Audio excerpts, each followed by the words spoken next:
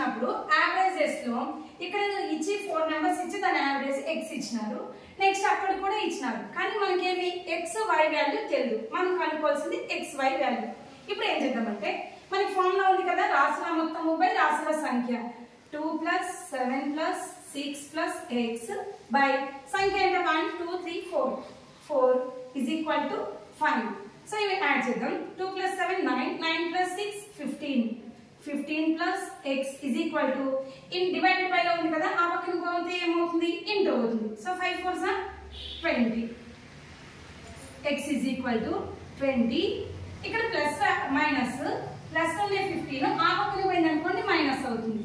So 20 - 15 ఎంత subtract చేస్తే 5. ఇప్పుడు x వాల్యూ వచ్చింది. ఈ x వాల్యూని ఇక్కడ ఉండే దాంట్లో సబ్స్టిట్యూట్ చేస్తే మనం y వాల్యూ కనుక్కోవచ్చు. సేమ్ ఇప్పుడు కూడా ఏమి రాసుల మొత్తంపై రాసుల సంఖ్య అంటే 18 + 1 + 6 ప్లస్ ఇక్కడ x బదులు మనం ఏం రాసుకోవచ్చు 5 5 + y డివైడ్ బై సంఖ్య అంటే ఎంత 5 అన్నమాట. 5 సగటు ఆల్రెడీ ఇచ్చినారు ఎంత 10. ఇప్పుడు వీటిని యాడ్ చేద్దాం.